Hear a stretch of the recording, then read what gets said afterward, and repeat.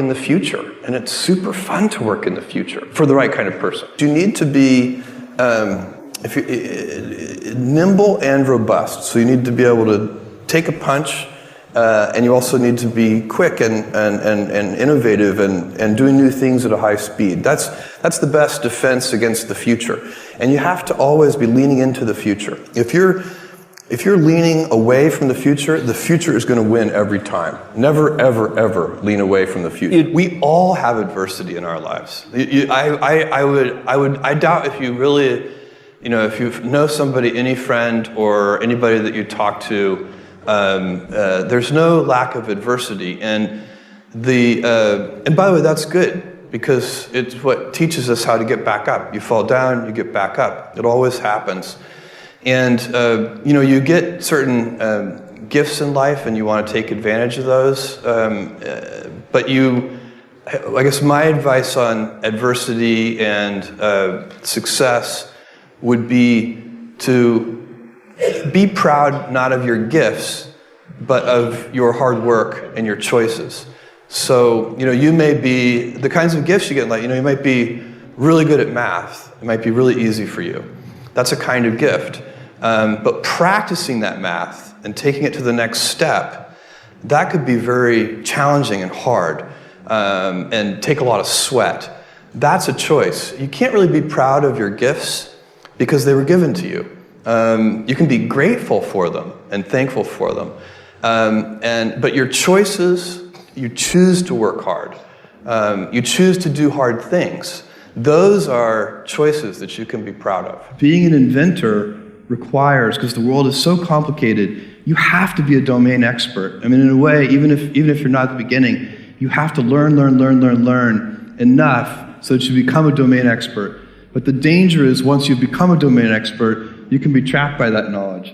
And so inventors have this paradoxical ability to have that, 10,000 hours of practice and be a real domain expert, and have that beginner's mind. Have that look at it freshly, even though they know so much about the domain. And that's the key to inventing. You have to have both. And I think that is intentional. I think all of us have that inside of us, and we can all do it, but you have to be intentional about it. You have to say, yeah, I am going to become an expert, and I'm going to keep my beginner's mind. You can't skip steps. You have to put one foot in front of the other. Things take time. There are no shortcuts. And but you want to do those steps with passion and ferocity. It's easy to have ideas. It's very hard to turn an idea into a successful product. There are a lot of steps in between, and it takes persistence, relentlessness. So I always tell people who are who think they want to be entrepreneurs, you need a combination of stubborn relentlessness and flexibility. And you have to know when to be which. And basically, you need to be stubborn on your vision, because otherwise it'll be too easy to give up. But you need to be very flexible on the details, because as you go along pursuing your vision, you'll find that some of your preconceptions were wrong. And you're going to need to be able to change those things. So I think taking an idea successfully all the way to the market and turning it into a real product that people care about and that really improves people's lives is a lot of hard work. Don't try to chase what is kind of the hot passion of the day.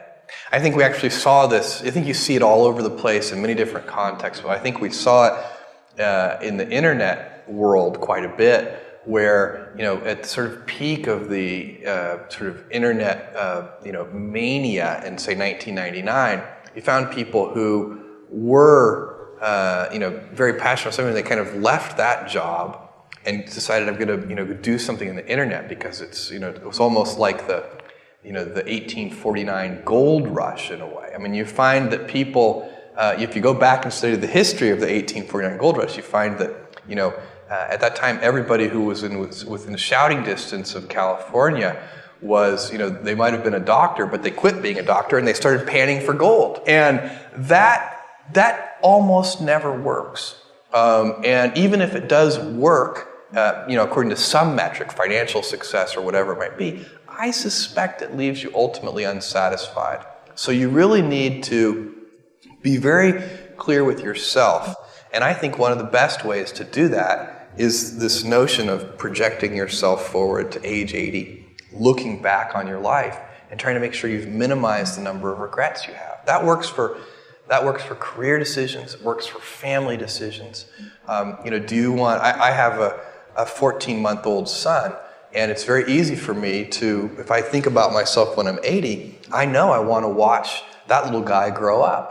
And so I don't want to be 80 and think, shoot, I missed that whole thing, and I don't have the kind of relationship with my son that I wished I had, and so on and so on. So if you think about that, so I guess another thing that I would recommend to people is that they always take a long-term point of view. And I think this is something about which there's a lot of controversy. There's a lot of people, and I'm just not one of them, believe that you should live for the now. I think what you do is you think about the great expanse of time ahead of you and try to make sure that you're planning for that in a way that's going to leave you ultimately satisfied.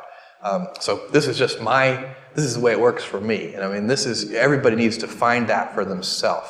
So I think there are a lot of paths to satisfaction, and you need to find one that works for you.